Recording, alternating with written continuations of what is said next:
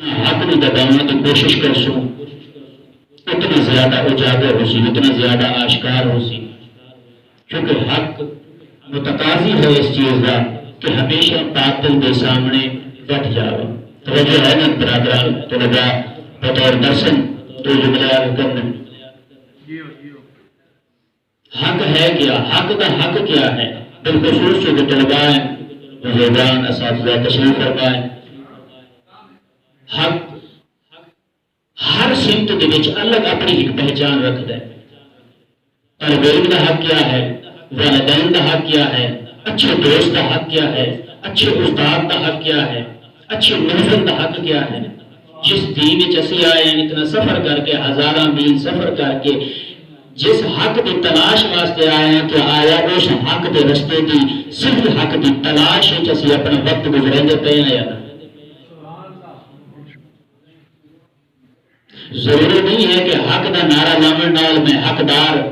بن جاؤں، اس حق دا نہیں، بلکہ اگر میں طلبگی کے حق نو ادا کرنے اور طلبگی کے حق نو حاصل کر کے حقدار بننا، اگر میں دعوے دار بننا چاہتا، بس معصوم فرمیدن اپنے آپ کو اوے بنا جب محمد وعد محمد چلا، اپنے اندر اپنی خواہش اپنی ذات دے حق نو سامنے نہ لیا، بلکہ اللہ رب العزت دے ذات دے حق نو اپنے نال دے کے صراط مستقیم کا راہی بن۔ وہ حق میری پہچان بھی ہے، دین کی پہچان بھی ہے، اور ہر بندے دے ہر اس شعبے دے نال منسلک بھی ہے۔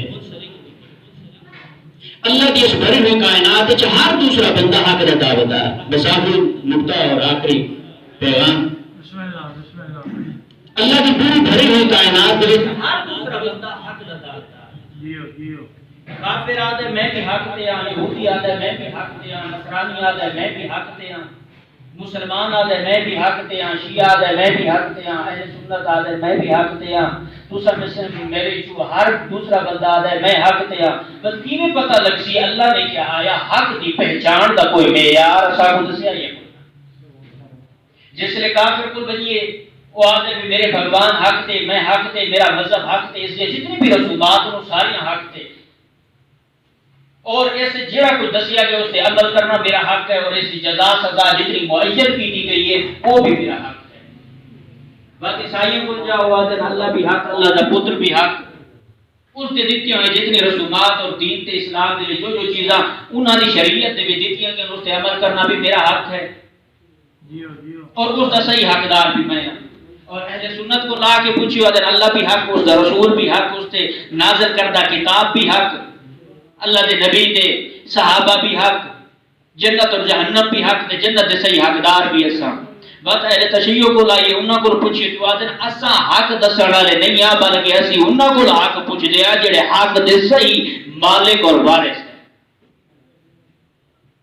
تو کون ایسی شخصیت ہونی چاہیے جڑا جیڑی سانو حق دسے، یعنی اللہ دی پوری بھری ہوئی کائنات وچ حق دسن والی ایسی شخصیت ہوے جس جیسا صادق کوئی نہ ہوے، جس جیسا امین کوئی نہ ہوے، جس جیسا بہادر کوئی نہ ہوے، جس جیسا عالم کوئی نہ ہوے، جس جیسا فقیہ کوئی نہ ہوے، جس جیسا متقی اور پرہیزگار اس کائنات وچ نہ ہوے، اس تو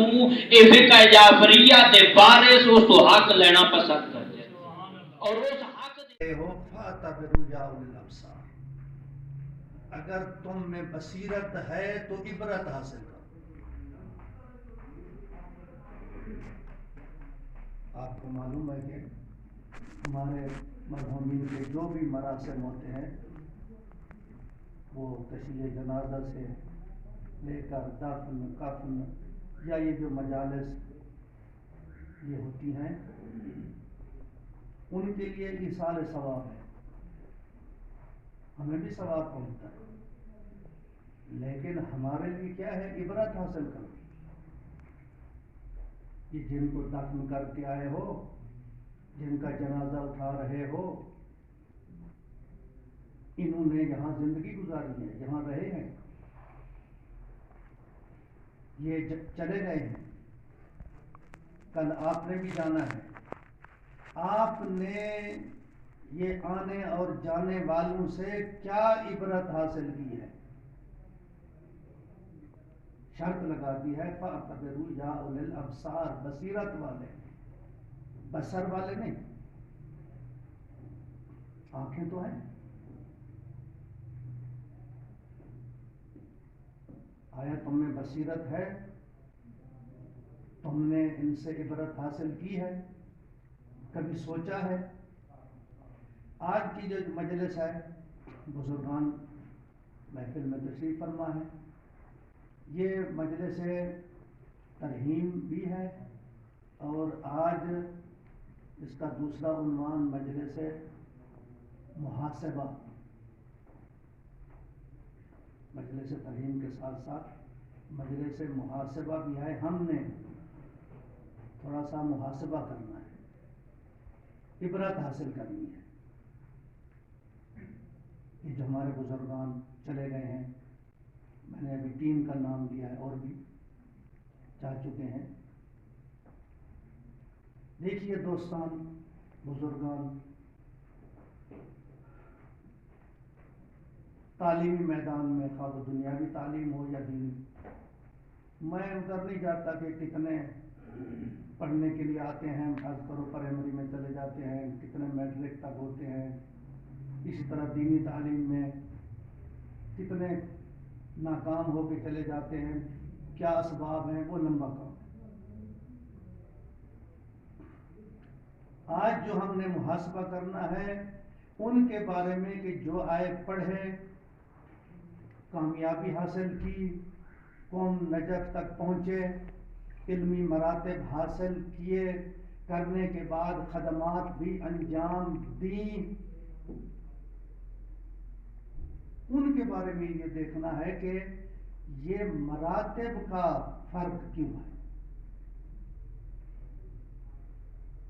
وہ بھی نجف دیا، وہ بھی قوم تشریف لائے، درس خارج پڑھا، کتنی سال پاکستان میں خدمات انجام دی. لیکن ہم دیکھتے ہیں کہ شروع سے ایک علامہ مجلسی اتنا کتابیں لکھ کے جاتا ہے، ایک شیخ توسی کے نام سے، شیخ مفید کے نام سے، اتنی خدمات. آیا یہی چند لوگ تھے. پھر کہتے ہیں جی وہ اس زمانے میں تھے، جی وہ بزرگان تھے، وہ زمانہ اور تھا. پھر ہم آتے ہیں اپنے زمانے میں. آپ ہر علاقے کے اپنے علماء دیکھ لیں، بہت سارے علماء آئے ہیں، شاگرد بھی، استاد بھی، سارے ہیں. کیوں؟ انہی میں سے ایک ایسا آتا ہے کہ سینکڑوں کتابوں کے ترجمے بھی ہو جاتے ہیں، مدرسے بھی بن جاتے ہیں، لیکن ایک انہی جیسا جو تعلیم بھی اس نے حاصل کی، پڑھتا بھی رہا، خدمات بھی کی، لیکن یہ موفقیت ان کو حاصل نہیں ہوئی. کیوں؟ توجہ فرمانے ہر علاقے میں دیکھ لیں. کیوں؟ فرض کرو بھائی پنجاب میں فلاں عالم آئے، استاد العلماء بن گئے، اتنے شاگرد پیدا کیے، اس میدان میں کامیاب ہوئے، لیکن تالیف اور ترجمے میں قدم نہیں رکھا. ایک آیا، شاگرد بھی پیدا کیے، تعلیم بھی دی، تالیف اور ترجمہ اور تصنیف یہ بھی کام انجام دیے. توجہ فرمانے ماشاءاللہ. کیا ہے راز؟ کیا ہے کہ سب یہ عرض کیا میں نے کہا، جو نہیں پڑھ سکے، جو ناکام ہے، ان کی بات نہیں ہو رہی. جنہوں نے کامیاب تعلیمی زندگی اپنی کامیاب گزاری ہے، اتنا بڑا فرق کیوں ہو جاتا ہے؟ ایک اتنا یادگار چھوڑ کے چلا جاتا ہے اور دوسرے جو ہیں وہ نہیں. علامہ محسن ملت کے استاد جب انہوں نے جنازہ پڑھایا اور پہلی مجلس انہوں نے پڑھی، استاد علامہ سید محمد یار نجفی نے، تو فرمانے لگے کہ ہمارا شاگرد ہے، ہم نے تربیت کی ہے، لیکن جو کام اس نے کیے، جو توفیقات اللہ نے ان کو عطا کی، وہ کام ہم نہیں کر سکتے۔ تو سوال یہ ہے کہ کیوں؟ استاد کو فرض کرو خود کہہ رہے ہیں کہ ہم وہ کام نہیں کر سکے، ہم سے وہ کام نہیں ہو سکا جو ہمارے شاگرد کر کے چلا گیا۔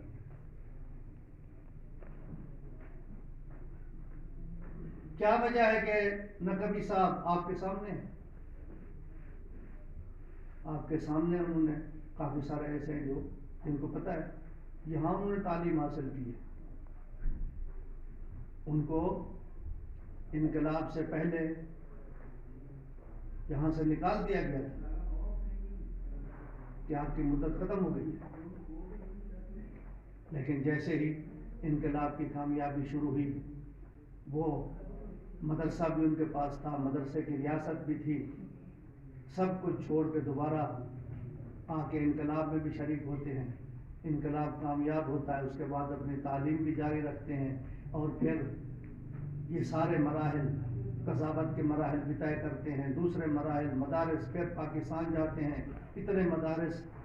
کی تاسیس کی ہے، یہ کام کیے ہیں۔ تو کیا وجہ ہے؟ اسی طرح پیسے والے لوگ بہت زیادہ ہیں، صرف سیٹ نوازش نہیں ہے کہ جس نے محسن ملت کے ساتھ یہ تعاون کر کے پورے پاکستان میں، لندن میں یہ مدارس قائم کرنے میں تعاون کیا، مصباح القرآن، توجہ کر رہے نہیں کرے، اور بھی کیوں ایک بندے کو یہ توفیق حاصل ہو جاتی ہے، اتنی خدمات انجام دیتا ہے دوسروں کو؟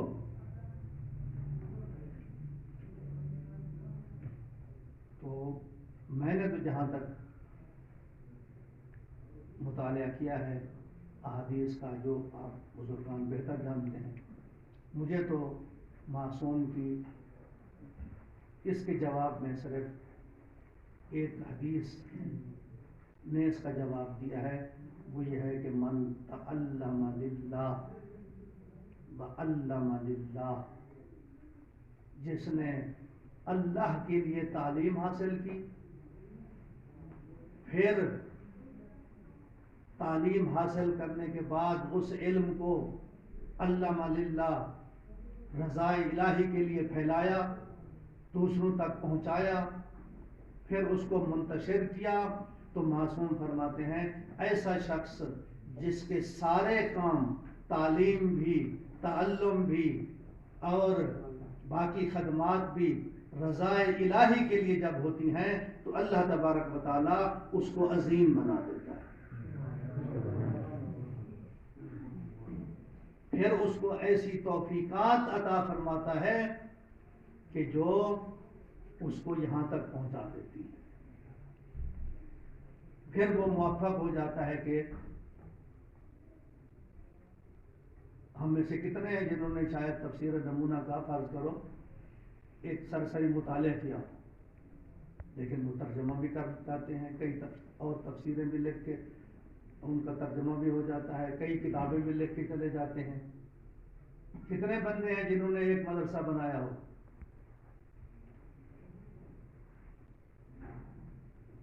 یہ توفیقات کیسے ہوتی ہیں؟ تو راستہ موجود ہے، وہ کیا ہے کہ اگر ہم بھی اپنے امور کو، اپنے کاموں کو، وہ تعلیم ہو، تعلم ہو، باقی جو ہم نے مؤسسات، مدارس کھولے ہوئے ہیں، ادارات کھولے ہوئے ہیں، جو بھی کام کر رہے ہیں، اگر اپنا کام فقط و فقط رضا الہی، قربت اللہ، اس کو انجام دیں، تو اللہ تبارک و تعالی وہ عظمت ہمیں بھی عطا فرما سکتا ہے۔ شرط صرف خلوص نیت ہے۔ یہی آپ دیکھیں مرحوم نقوی صاحب علی اللہ مقامہ، یہ کوئی کم نہیں ہے کہ آپ یہ قوم جیسے شہر میں کہ جہاں مراجع موجود ہوں، مجتہدین موجود ہوں، ایک آپ کا پاکستانی آئے اور وہ حاکم مصر قاضی بھی بن جائے، اتنے سال قضاوت بھی کرے اور سب میں مقبول ہو، تو جو کارن ہے کہ توفیقات الہی کے علاوہ ایسا نہیں ہو سکتا۔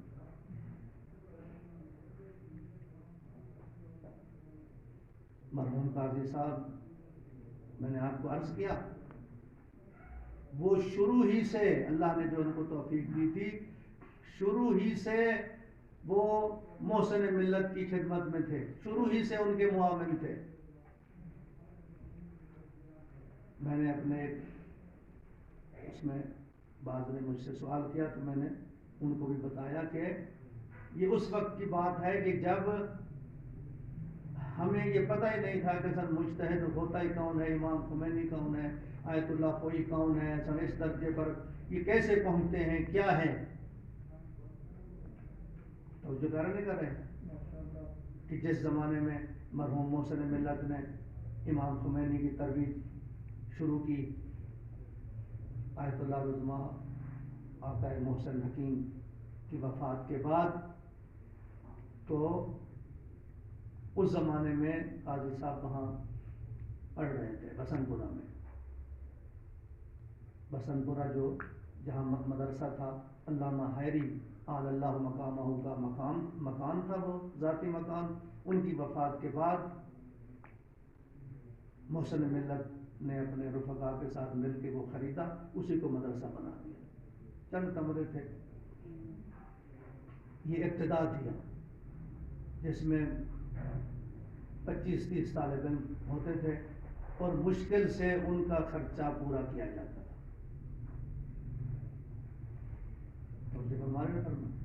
لیکن وہی محسن ملت جنہوں نے وہ ایک چھوٹا سا مدرسہ تھا جس کا خرچہ اس وقت وہ پورا مشکل سے ہوتا تھا، پھر آپ دیکھ رہے ہیں کہ انہوں نے پورے پاکستان میں بیرون ملک مدارس کی بنیاد رکھی۔ تو میں عرض کر رہا تھا کہ نقوی صاحب اس وقت سے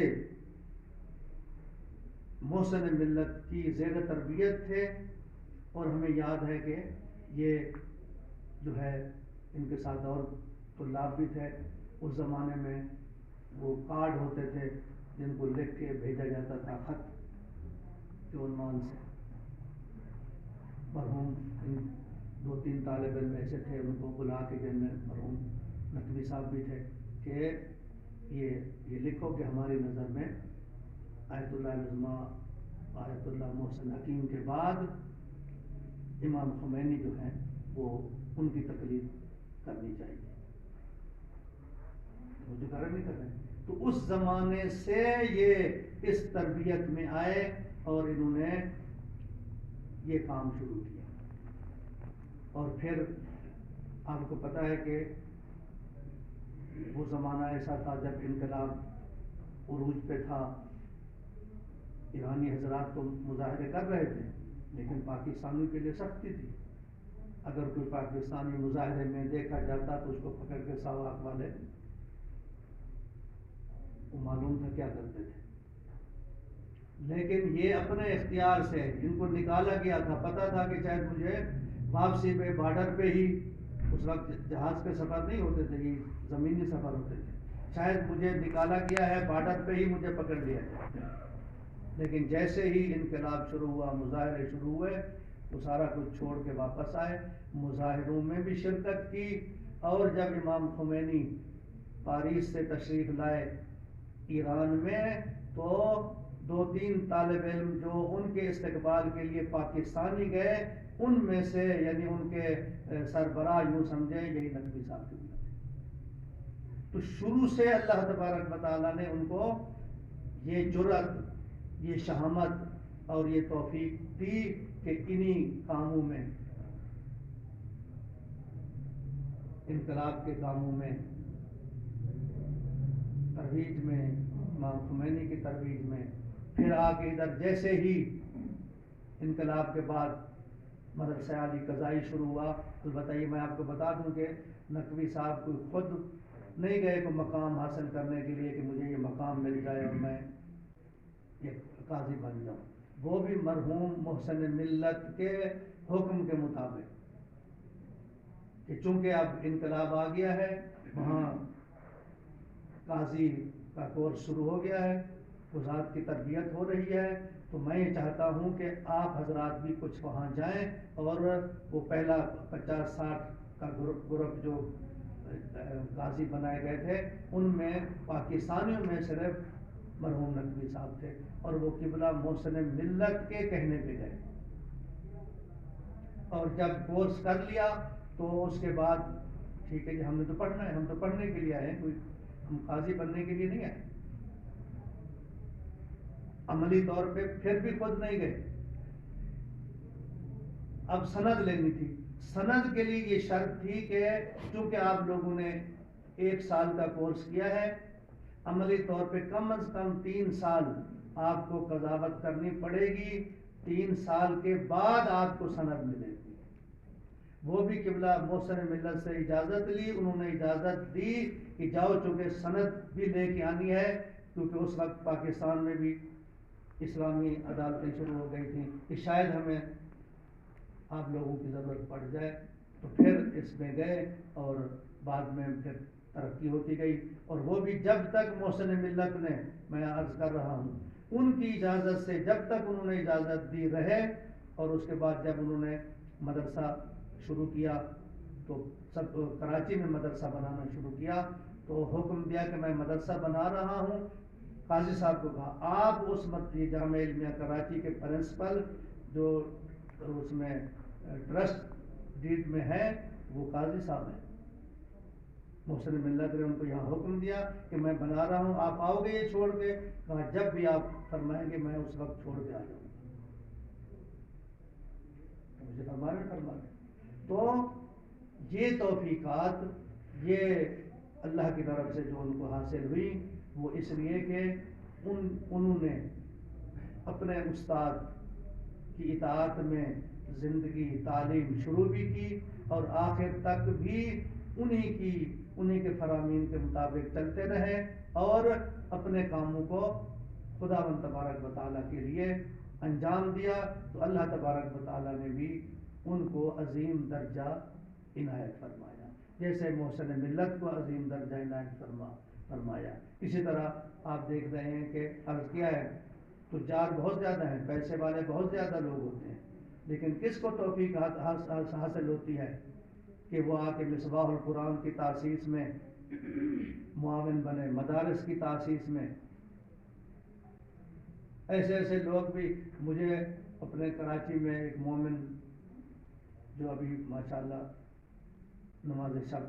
ان کی قضا نہیں ہوتی، کہا مولانا پیسے سے یہ چیزیں حاصل نہیں ہوتی، میں پائلٹ تھا، کیپٹن ہوں، پائلٹ تھا، کئی دفعہ میرا ایران جانا ہوا، لیکن مجھے ایران گیا، وہاں 2-3 دن کا ہماری وہ سٹے بھی ہوتا تھا، فرصت بھی ہوتی تھی، لیکن حضرت معصومہ کی زیارت کی یا امام رضا کی زیارت کی توفیق نصیب نہیں ہوئی،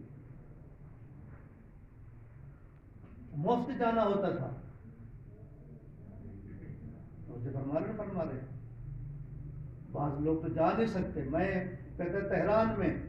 3 دن 4 دن ایسے گزار دیتا تھا، زیارت کی توفیق نصیب نہیں ہوئی، لیکن جب اللہ تبارک و تعالیٰ کی ذات جو ہے عنایت ہوئی اور اس کی طرف سے توفیق حاصل ہوئی، تو آج آپ مجھے دیکھ رہے ہیں کہ میں نماز میں بھی آتا ہوں، اور وہ پھر رجب شعبان رمضان، صرف رمضان کے روزے نہیں، 3 مہینے کے پورے روزے بھی وہ رکھتا تھا، نماز شب بھی اس کی قضا۔ تو کہنے کا معنی یہ ہے کہ خواہ یہ شخصی لوگ ہوں، تجار ہوں، علماء ہوں، تو یہ توفیقات ایسے حاصل نہیں ہوتی، اس میں قربتاً لگنا، اس میں اگر ہمارے کام، ہم بھی چاہتے ہیں کہ ہمارے کاموں میں کامیابی حاصل ہو، ہم بھی کامیاب ہوں، اور اللہ تبارک و تعالی ہماری توفیقات میں اضافہ فرماتا رہے، تو شرط فقط یہ ہے کہ اپنا جو بھی کام ہے اس کو خدا کے لیے ہم قرار دیں، اور ہماری دعا آج کی اس محفل میں یہ ہے کہ خداوند تبارک و تعالیٰ ان تمام مرحومین کی مغفرت فرمائے، ان کے درجات بلند فرمائے، اور ان کی جتنے کام ہیں، جتنی خدمات ہیں، اللہ تبارک و تعالیٰ ان کو اپنی بارگاہ میں قبول فرمائے، اور ہمیں بھی توفیق عطا فرمائے کہ ہم اپنی تعلیم، تعلم، باقی بھی جتنے کام ہیں ان کو خدا کے لیے انجام دیں، اور خدا ہماری توفیقات میں بھی اضافہ فرمائے۔ آخر میں مصائب کے جملوں کے طور پر صرف اتنا ہی عرض کروں گا کہ مرحوم نقوی صاحب بھی اس دنیا سے چلے گئے، محسن ملت بھی، سیٹھ صاحب بھی، سب کو بڑے عزت اور احترام سے آپ نے دیکھا آج کل جو ہے وہ تشییع جنازہ کی اجازت نہیں ہے، لیکن آپ لوگوں نے نقوی صاحب کی میں سب پابندیوں کے باوجود تشییع بھی کی، عزت اور احترام کے ساتھ ان کو دفن بھی کیا۔ لیکن آیا رسول اعظم جس نے یہ دستورات دیے ہیں کہ میت کا احترام کرو، میت کو جلدی دفن کرو، میت کی تشییع میں شرکت کرو، تشییع جنازہ میں جاؤ، جنہوں نے یہ دستورات دیے، آیا ان کے دستورات پر بھی عمل کیا گیا؟ آپ علماء ہیں، پیغمبر اکرم صلی اللہ علیہ وآلہ وسلم نے اپنی آخری ایام میں مہاجرین کو الگ بلایا، انصار کو الگ بلایا، دونوں کو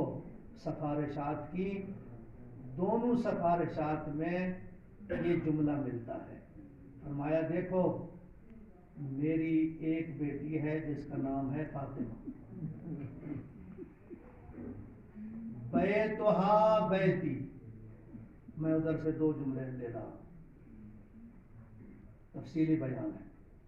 بیتھا بیتی و بابھا بابی،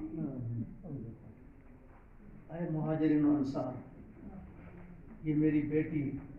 میں نے اپنی زندگی میں آپ کو دکھا دیا ہے، میں اس کے دروازے پہ جا کے آیت تطہیر کی تلاوت کرتا ہوں، اب میں اس دنیا سے جا رہا ہوں، آپ لوگوں کو بتا رہا ہوں کہ بیتھا بیتی، اس کا گھر میرا گھر ہے، پھر فرمایا بابھا بابی، علماء کرام توجہ فرمائیں، آم کے بعد جب ایک اسی آم کا ایک خاص فرد ذکر کیا جاتا ہے تو کوئی نقطہ ہوتا ہے، جب فرمایا بیتھا بیتی تو بیت کا معنی گھر، گھر میں دروازہ ہے، دروازہ شامل ہے، لیکن پھر فرمایا دیکھو اس کا دروازہ بھی میرا دروازہ ہے،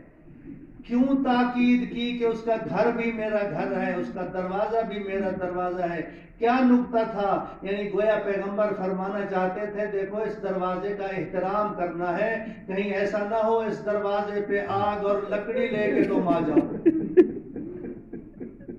یہ میرا دروازہ ہے، یہ زہرا کا دروازہ نہیں ہے، یہ علی کا دروازہ نہیں ہے، لیکن آیا امت نے اس دروازے کا احترام کیا؟ جب معصوم سے پوچھا گیا کہ آپ کی دادی کا سن تو 18 سال کا تھا، کیا ہوا؟ 18 سال کے سن میں کیسے وہ دنیا سے چلی گئی، کیسے شہید ہوئی؟ تو فرمایا دو وجوہات تھی میری دادی کی شہادت کی، ایک تو کنفذ کا وہ تازیانہ تھا جو اس خبیث نے مارا، اور دوسرا وہ دروازہ جلا ہوا دروازہ تھا جو میری دادی کے پہلو پہ گرا، جس کی وجہ سے میری دادی کی شہادت ہوئی۔ الا لعنت اللہ علی الظالمین وسیعلم الذین ظلموا ای منقلب ینقلبون۔ خدا بندہ تجھے اپنی عزت اور عظمت کا واسطہ ہمارا یہ مختصر سا ذکر اپنی بارگاہ میں قبول فرما، خدا بندہ اس کا ثواب محسن ملت علامہ صفدر حسین نجفی آل اللہ مقامہ، علامہ قاضی نیاز حسین صاحب آل اللہ مقامہ، اور جناب سیٹھ نواز علی مرحوم آل اللہ مقامہ، ان کی ارواح کو ایصال فرما۔ خدا بندہ حاضرین کی تمام مرحومین کی مغفرت فرما، تمام شہداء، علماء، مجتہدین جو بھی اس دنیا سے چلے گئے ہیں سب کی خدا بندہ مغفرت فرما، اور جو مومنین اس وبا کی وجہ سے، اس بیماری کی وجہ سے اس دنیا سے جا چکے ہیں